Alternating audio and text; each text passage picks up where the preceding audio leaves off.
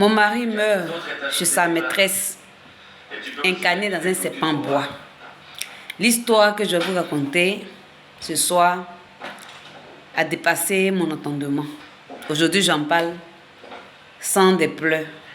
Mais j'ai connu mon mari Séri quand nous étions encore très jeunes. Séri allait à l'école. Nous venions du même village. Mais moi, mes parents ne m'avaient pas scolarisé. Donc, pendant que nous sortions ensemble, Séri allait en ville pour faire ses études. Et puis, chaque vacances, chaque congé, il venait au village. Et c'est comme ça que nous avons eu notre première fille, qui avait déjà 11 ans. Et par la grâce de Dieu, mon mari a été admis à l'un des concours qui passait. Et a été affecté dans une localité de la Côte d'Ivoire. Et arrivé dans cette localité-là, nous habitions dans un quartier, un camp où tout le monde se fréquentait, où tout le monde se connaissait. Et c'est comme ça que, avec la joie de vivre là-bas, j'ai contacté ma deuxième grossesse, ensuite ma troisième grossesse. Tout allait bien, jusqu'à ce que mon mari tombe amoureux de l'une de nos connaissances dans le quartier, dans le camp où nous étions. Quand on dit que le camp, c'est un petit quartier. Et malgré tout ce que j'ai pu faire pour dissuader mon mari à arrêter cette relation, mon mari ne voulait rien savoir. Mon mari a commencé à découcher. Il ne nous laissait plus d'argent à la maison. Les enfants et moi, on ne mangeait pas.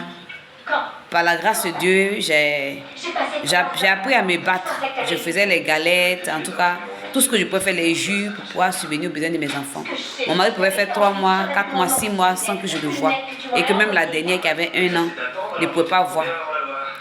Et un jour, la copine de mon mari, la maîtresse de mon mari m'a battue parce que je passais. Et je les ai vus, j'ai dit à mon mari, j'ai fait des reproches à mon mari comme quoi il ne laissait rien à la maison pour les enfants. Même s'il ne m'aimait plus, il pouvait me laisser quelque chose, bien apporter de l'aide aux enfants qui allaient à l'école, qui avaient besoin de manger, de se nourrir, de se soigner lorsqu'ils étaient malades. Et la maîtresse en question m'a dit pourquoi je la connais à son mari, puis c'est là que je ne veux plus parler de nos problèmes de maison. Et ils ne sont pas intéressés par là. Elle a dit à mon mari de partir. J'ai dit non, c'est mon mari, toi qui as volé mon mari. Comme cette femme est forte, elle est imposante, cette dame m'a battue. Avec l'appui de mon mari, les deux sont jetés sur moi, ils m'ont donné une bonne correction. J'ai décidé de pardonner, bien que mon mari était encore habillé, je n'ai pas voulu porter plainte contre lui. J'ai décidé de le laisser comme ça, à cause des enfants, parce qu'aller porter une plainte contre lui en tant que corps habillé, on pourrait le mettre en prison, ou bien j'allais peut-être vivre le pire que cela. Mais je ne savais pas que mon mari était sous l'emprise d'un envoûtement. La suite dans la prochaine vidéo.